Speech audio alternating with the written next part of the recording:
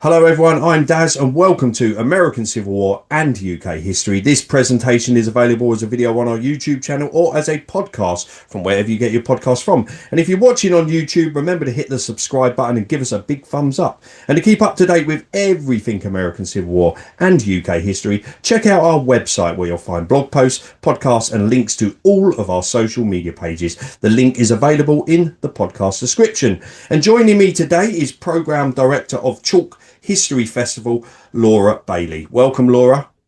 Thank you so much for having me. No, you're welcome. And today we're going to be discussing, of course, Chalke History Festival. So let's get into it then. So the history of Chalke History Festival, where and when did it all start?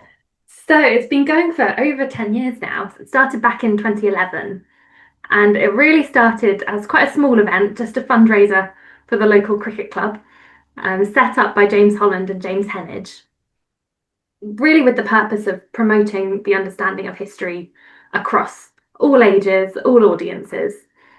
Started as a small event but got massively bigger, and it's kept growing over the years.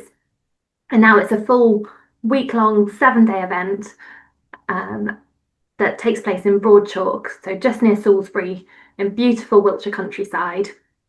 And we've got over 150 different talk events. We've got live music every night. We've got a massive programme of living history, performance, experiences, so very kind of hands-on engagement with history, as well as all of the usual festival things, so camping, glamping, food and drink, a great bar, as I'm sure you'll attest to. But we're still really centred around that central purpose of promoting the understanding of history, making it accessible, making it engaging. And we've increasingly become interested in relating the past to the present and the future, making history very relevant, and promoting why history is important for us today and going forward. Excellent, thank you. And I will say you had a great cigar bloke there last year as well. I spent more money on cigars than I did actually beer, actually. So, but don't tell my wife, or I'll get into trouble. But anyway, so yeah, thanks for explaining that. Okay, let's talk a little bit about you, Laura, because of course, you know, you have your interest in history too. So please tell us about your journey and interest in history and where it all started for you. Yeah, I love history. My whole life now is devoted to history, really. But I've always loved stories about the past and the kind of very human aspects of the past, which I think is what gets a lot of people into history, that human element.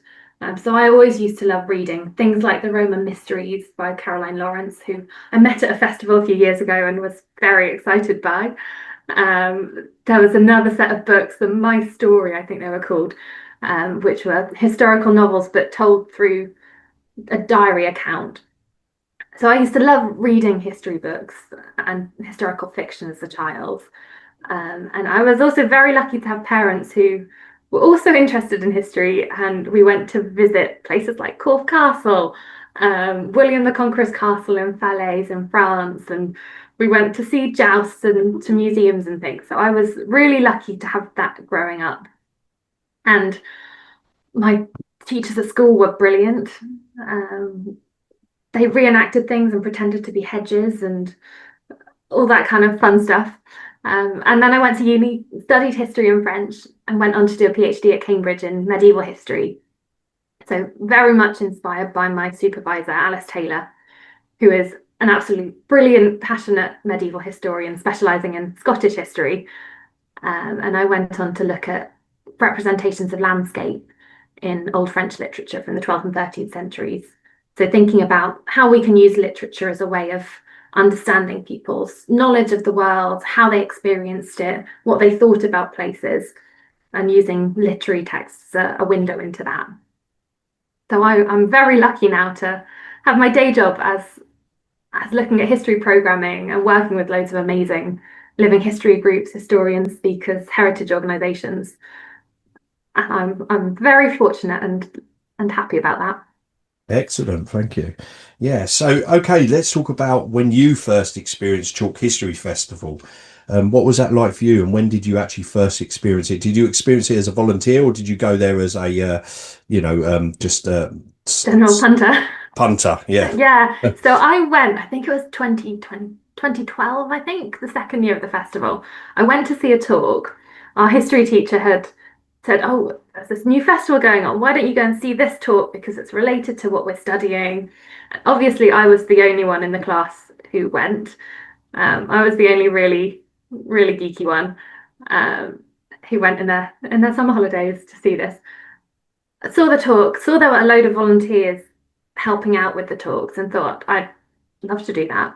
So I signed up, and the next year started volunteering, and then volunteered the year after. Kept volunteering. Volunteering at the festival is brilliant. It's a really lovely group of people, and you end up seeing the same people every year. It's like a little family, and you get a chance to help with stewarding, meeting speakers. I loved it, and gradually took on more and more responsibility, and ended up working for the festival and becoming program director for the living history and events side of the program, Okay, which thank is you. brilliant. Yeah. And along that way, again, as you said, you've experienced some great things, but you managed to actually chaperone someone very important, didn't you? So tell us about this, and when did this happen? I did. I think this was 2022. We had the now Queen Camilla came to visit the festival.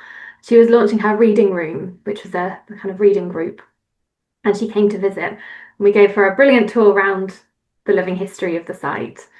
She even had a Mr. Whippy ice cream, which was great fun. But there were, in fact, we've got some brilliant heritage crafts people who come to the festival, and some of them already knew her from working on projects with her, which was lovely. So she showed a real interest in what was going on and the different people involved.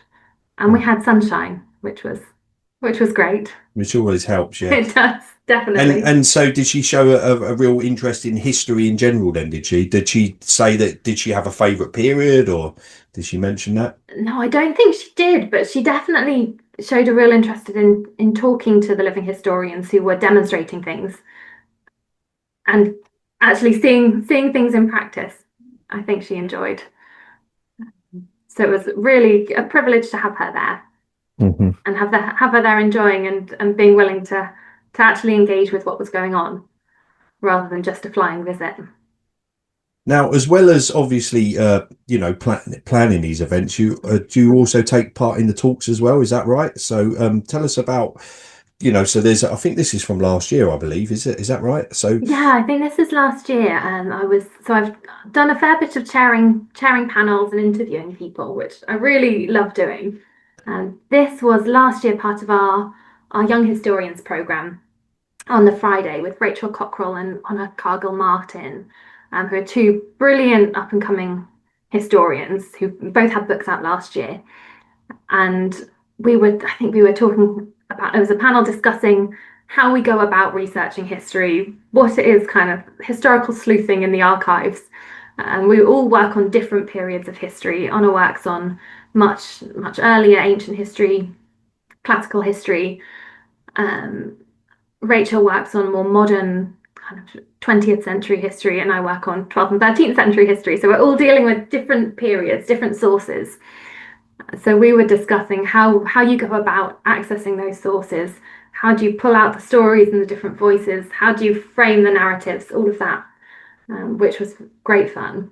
And it's always lovely we've started doing lots more discussion-based talks and events at the festival, which yeah, makes them really unique because it's more of a conversation. You're kind of sharing a back and forth of ideas. It makes it a lot more fun, I think, for the speakers and for the audience, rather than just the standard literary festival talk, which is repeated over and over at different festivals. This is yeah, a totally lot more agree. Yeah, interactive, I think. yeah. And so, do the audience get involved in that kind of aspect of the conversation while you're doing these sort of panel discussions? Yeah, we normally will have a kind of interview session for the first half, and then we'll normally open the floor to questions from the audience, which is lovely. Everyone gets a chance to actually talk to the historians. And often you'll also see them wandering around site as well. And everyone is generally very happy to chat about history. I think that's one of the really unique things, that you're on site with the historians and speakers who want to chat. because they love being surrounded by people who are interested in what they're doing. Yeah, exactly. Yeah.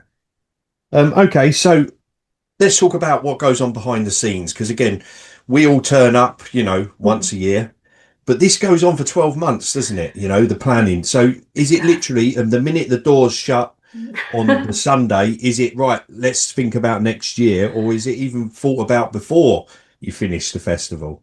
Yeah, I think we've already had quite a few proposals for next year, which is great, but it does mean it is a full year-round planning process. So we tend to have a small break to recover, lie in a darkened room for a week after the festival, and then we're straight back on, reviewing how it went this year, what we can do to improve. We do lots of, survey feedback and things as well. And then we're straight on to putting together the program. With the festival is made up of so many different component parts. You've got the programming side of the festival, so that's what goes on in the tents, what goes on in the living history, the music performance. But then you've also got all of the massive kind of logistical elements, all the infrastructure, the marquees, the water, the showers, the toilets, the slightly less glamorous side of things. And then, as well as that, you've got marketing, PR, you've got all of the kind of council requirements, the catering, our huge team of volunteers, all of that has to be coordinated. So it's a big process and it's a small team of us doing it. So it's definitely a passion project for everyone. Hmm. But there's Okay. a lot of spreadsheets as well. Oh, I can imagine. Yeah. Yeah. And so, and okay, so during this process, you obviously decide what, people are going to speak about and who's going to come and talk. Mm. So how are the speakers and the talks chosen each year? Is there a theme you follow, or is it just, you know, whatever's happening sort of at that time? Yeah, so we have a huge number of talks, over 150 I think it is this year, and we tend to start programming them in the autumn. We work very closely with a lot of different publishers who have lots of new authors that they're suggesting. And we also receive a huge number of proposals directly to us from different historians and speakers and professionals who have really interesting things to talk about. Often we'll have themes or events that we want to put on because they're related to current affairs. There might be something interesting politically going on or an anniversary of an event that we think it's really good to talk about, and we'll try and shape events to fit those. And a lot of it is working out who's the best expert to speak on this discussion and putting them together.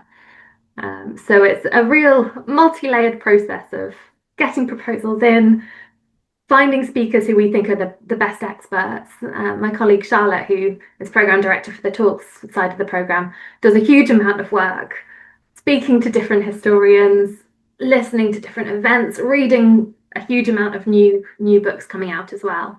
So sometimes there are speakers who we really want because we think they're brilliant and the work they're doing is really interesting. Um, so yeah, lots of our speakers aren't traditional historians as well, because we're really interested in thinking about history in all its forms. That history isn't just the stories of battles or the stories of kings. It's also sports, it's culture, it's art, it's literature. It's all of these different things. You might have an expert, a professional sports person, or someone who's a heritage professional in the crafts world who can give their expertise on a historical subject as well. So we're trying to bring together lots of different people too. It's a big old process. It certainly is. And how involved is James in the decisions of some of the talks and stuff? Is he involved in any of this? Yeah, he often has lots of really brilliant ideas for particularly the kind of current affairs talks that are going on, different takes on things that we can do. And obviously anything Second World War related, program wise, that is completely his expertise. And we will always go by what he thinks is a really interesting angle to look at for Second World War stuff because he knows so much. He's Mhm. also massively involved in the kind of living history program as well. He's very interested in the kind of hands-on history, um, making it kind of visible and showing people rather than just simply telling them. Yeah. Yeah. Okay, thanks for that. Now, obviously, like you said, you delved into the volunteering side of things, and it's something that you guys really do at Chalk, isn't it? And so, tell us about the volunteering side of things and how people, if they wanted to come and volunteer for you guys, how would they go about that? Yeah, volunteering is such a big part of the festival, and we really could not do it without the team of volunteers. They're amazing and they're so much fun as well. And I had so much fun being a volunteer. So if you want to volunteer, you can just head to our website and click on the info page, and follow the links down to volunteering, and there'll be an application form there. So you can apply, and then we'll be able to let you know if we've got a place for you this year. And if not this year, then definitely next year. try and come along. And you can get involved with things like stewarding in the tents, meeting and greeting speakers, working on the info point to help show people around the festival. We have people helping out running the trench experience, getting people checked in and through the trenches. We have all sorts of different roles, and you're generally working in a team of volunteers, so you're not on your own, kind of left to your own devices. You're in a team. You get a lovely, beautiful t-shirt and excellent food. We have great caterers for our volunteers during the week, and it's a really great community. People, yeah, come back every year. You see really friendly faces.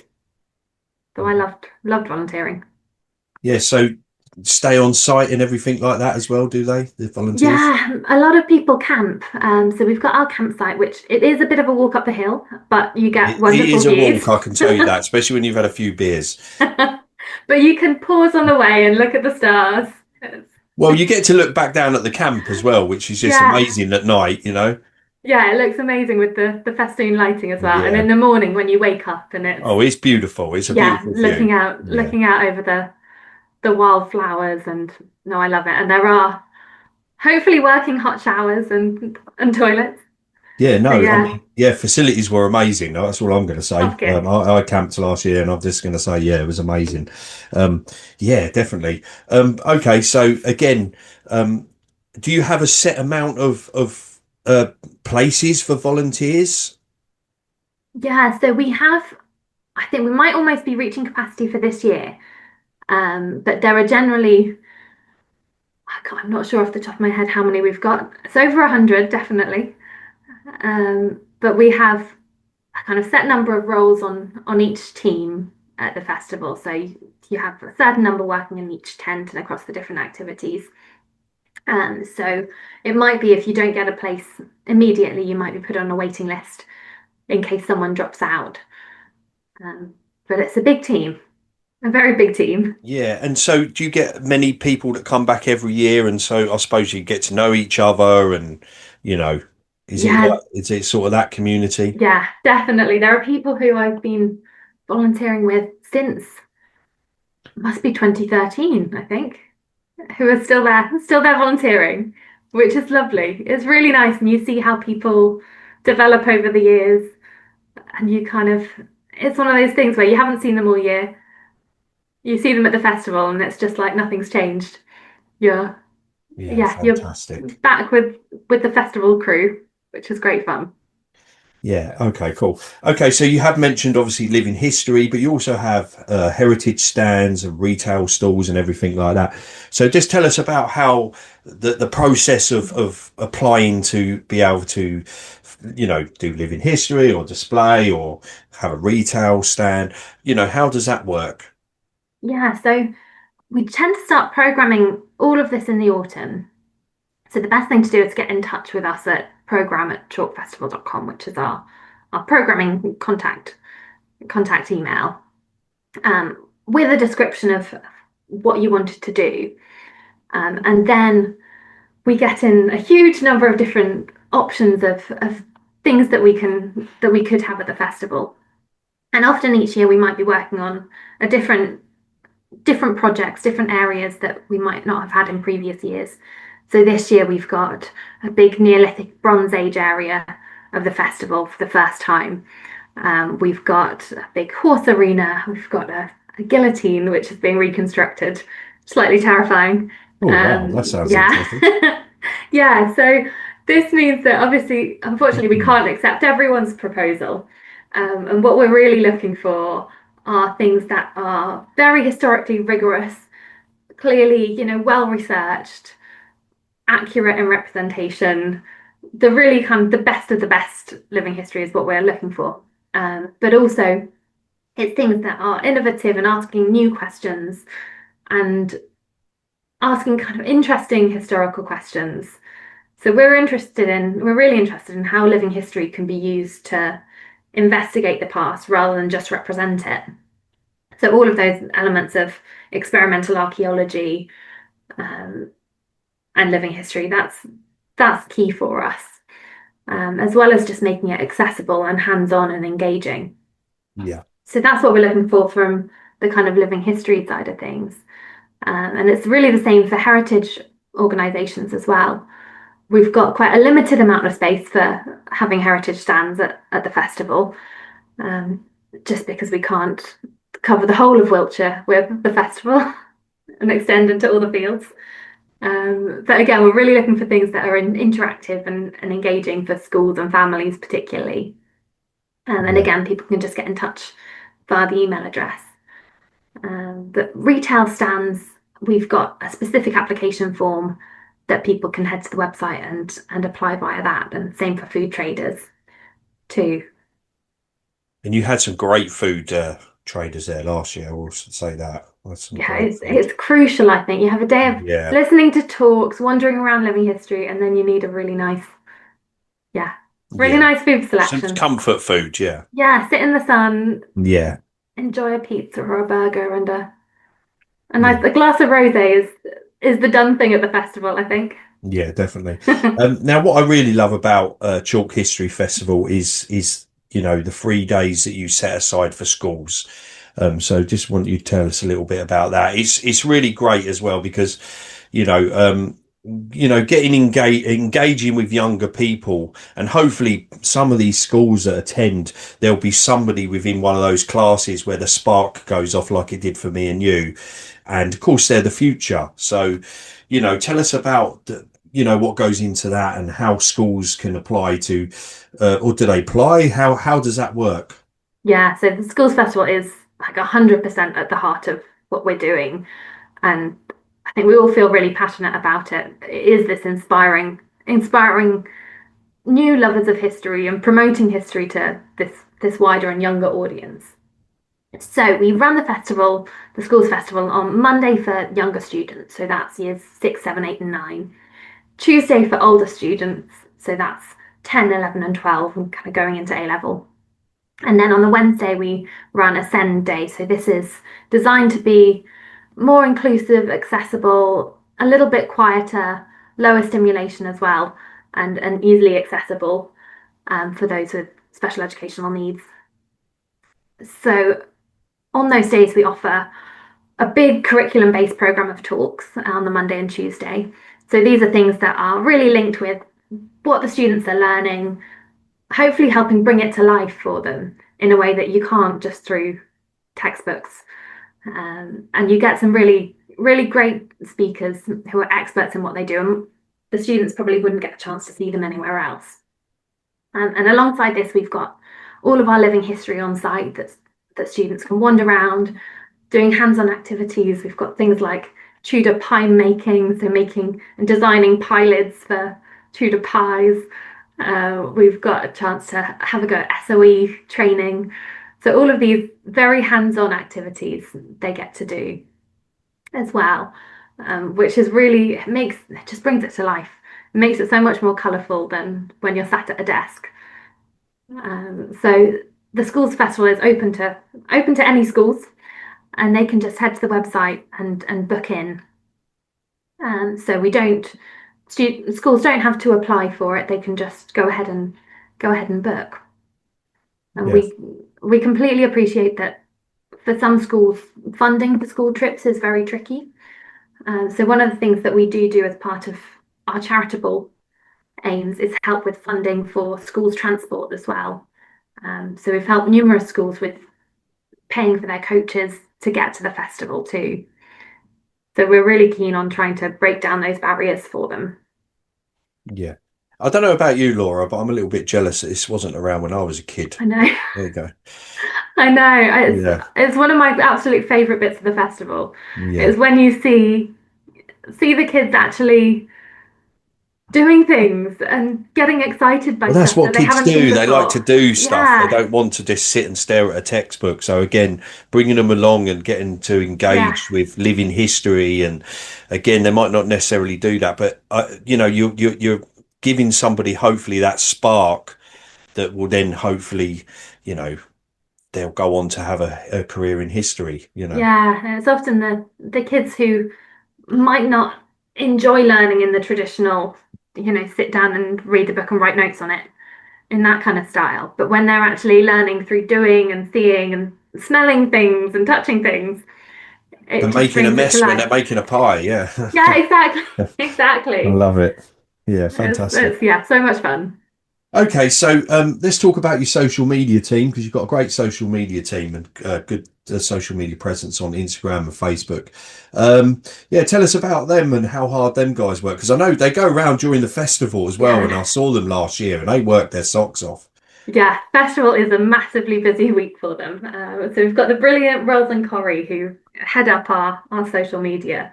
Ros is our director of marketing at the festival, and they're working throughout the year to share things about history, share talks and events that we've done in the past, and particularly things that kind of tap into contemporary politics or events that are going on. Because we're so lucky over the last few years to have filmed some amazing content that people can access. So sharing that with people after the event is it's really important. And then obviously promoting all the different stuff that we've got going on this year. And during the festival, we have a wonderful team of volunteers who help out with the social media. This is one of the things that if you apply to be a volunteer, you can say if there's stuff that you're particularly interested in doing, you can tell us that. So we have a brilliant team of volunteers who work with Ros and Corrie to run around the site and film bits of content, interview people, try and not miss all the stuff that's going on site, which is tough. It's quite a big site, so you get very fit walking around.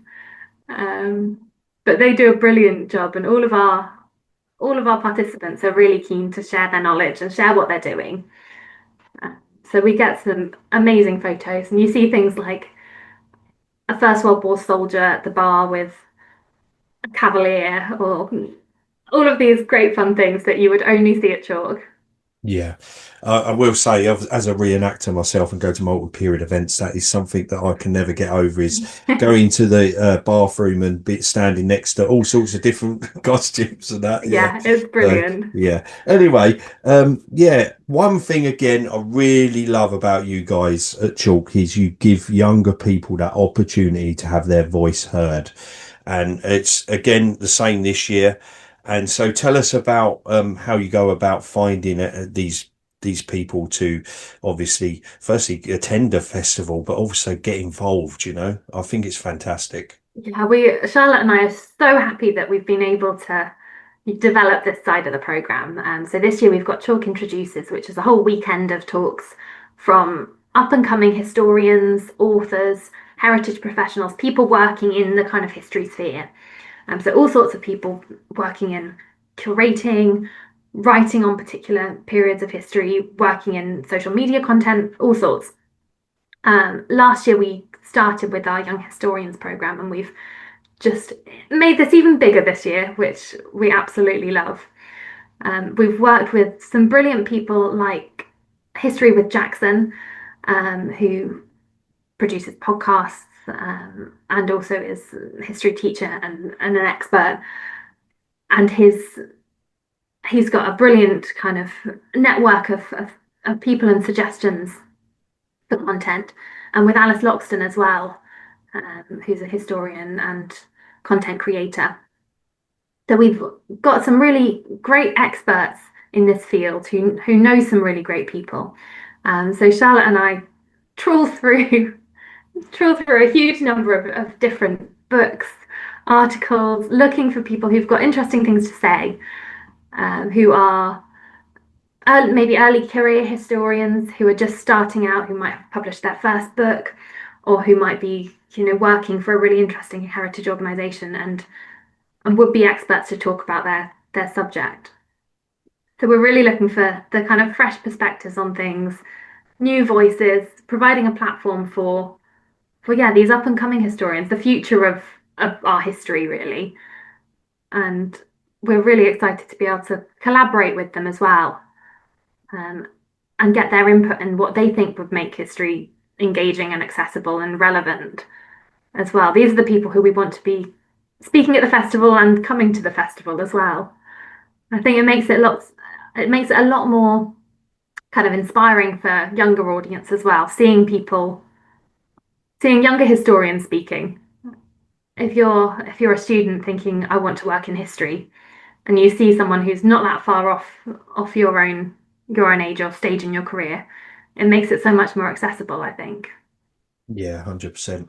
Again, it's fantastic. And also you offer sort of like you have partnerships with some of these Mm, guys, don't you? So I know obviously last year, I know Jackson, myself, and of course, yeah, he was heavily involved in interviewing a lot of people last year, wasn't he? So you offer these yeah, you have the History Rage podcast, yeah, yeah, Paul, yeah, as Paul. well. And, I mean, you have these partnerships with a lot of these great people, don't you? And I think it's fantastic that, you're giving these people opportunities because they work hard, they deserve Mm, to be seen and heard, don't they? yeah, absolutely. I think we're all working kind of to the same goal, really. We all want to promote the understanding of history, to share everything that we're doing, and make it accessible, make it engaging. So it would seem a real shame not to work together. Yeah. I mean, the heritage sphere in general has so little funding. It really relies on people working with passion and working together and partnering. So anything we can do and work with people like Jackson and Paul, um, it's brilliant for us to have a platform to share some of what we're doing too. And it's great to be able to give them a chance to access all of this great content. We love working with them. Yeah. And as I say, we're spreading the gospel of history. Or actually, it Exactly. was my good friend that said that, Chris Mikowski. But anyway, so, okay. So let's talk about this year's show. What can people expect? Festival. What can people expect? So we have got an amazing lineup of talks covering all periods of history, really. We've got people like Michael Palin coming to talk. I'm a massive Grand Designs fan. We've got Kevin McLeod coming. I'm going to fangirl massively. Um, we've got Shakespeare performances as well. We've got a brilliant theatre company called On Cue Theatre. We're coming and doing performances of Henry V, which is the first time we've done anything like this. So we're really excited about that. We've also got a brand new After Dark program. So this is designed for kind of after the talks have finished during the day. You might grab something to eat and drink, come and gather around the fire pit. And then we've got live music and storytelling. We've got some great performers. We've got Amy Jeffs, who is a medieval historian, and musician, and she will be doing a kind of live music and storytelling session on medieval saints and legends, which will be brilliant. We've got another session on murder ballads as well, based around Scottish murder ballads and the women who wrote them and sang them, again with live music accompanying it. So that should be amazingly kind of atmospheric and exciting and kind of brand new for the festival as well.